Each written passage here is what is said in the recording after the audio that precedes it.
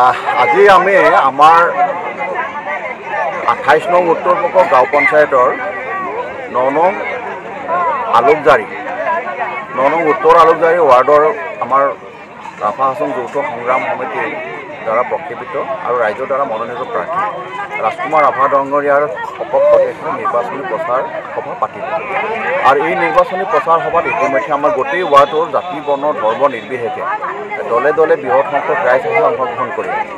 আৰু এনেকুৱা ধৰণৰ অংশগ্ৰহণ ৰাইজৰ পৰা স্বতঃস্ফূৰ্তভাৱে কৰা দেখি মই নিশ্চিত হৈছোঁ যে এই ৱাৰ্ডত ৰাজকুমাৰ ৰাভা বিপুল ভোটত জয়যুক্ত হ'ব পাৰিব।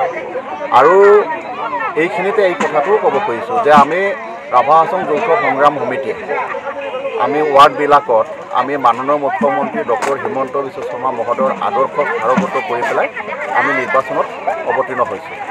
এই কথাটো সকলোও জানে যে গাঁও পঞ্চায়ত লেভেলত কোনো ধৰণৰ ৰাজনৈতিক দলৰ প্ৰতীক চিহ্নত আমাৰ ইয়াতে নিৰ্বাচন নেখেলে যে আমাৰ ৰাইজে নিজৰ যোগ্য প্ৰতিনিধি বাছিবৰ কাৰণে প্ৰয়াস কৰিছে। আৰু সেইকাৰণে আমি ৰাভা হাছং যৌথ সংগ্ৰাম সমিতিয়ে ৰাইজৰ দ্বাৰা মনোনীত প্ৰাৰ্থীসকলকে আমি আমাৰ ফালৰ পৰা প্ৰক্ষেপিত কৰি তেখেতসকলক ৰাইজৰ যাতে প্ৰতিনিধি হোৱাৰ ক্ষেত্ৰত সহায় কৰিব পৰা যায় তাৰ কাৰণে প্ৰচাৰ কাৰ্যত অৱতীৰ্ণ হৈছোঁ।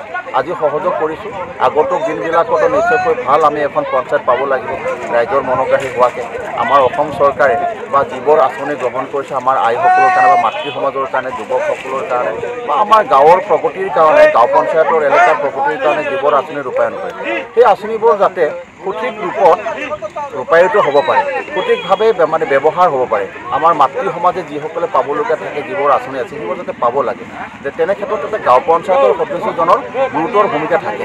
গতিকে আগৰ সময়বিলাকত আমি যেতিয়া পঞ্চায়তবোৰ পাইছিলোঁ তাত আমাৰ উপযুক্ত আমাৰ সদস্যসকল গাঁৱৰ পৰা যোৱা নাছিল। ৰাজনৈতিক দলে নিজৰ খেয়াল খুচিমতে তেখেতসকলে ইয়াৰ প্ৰতিনিধি বাছনি কৰি পেলাই ইয়াৰ সদস্যবিলাক বনাইছিলে।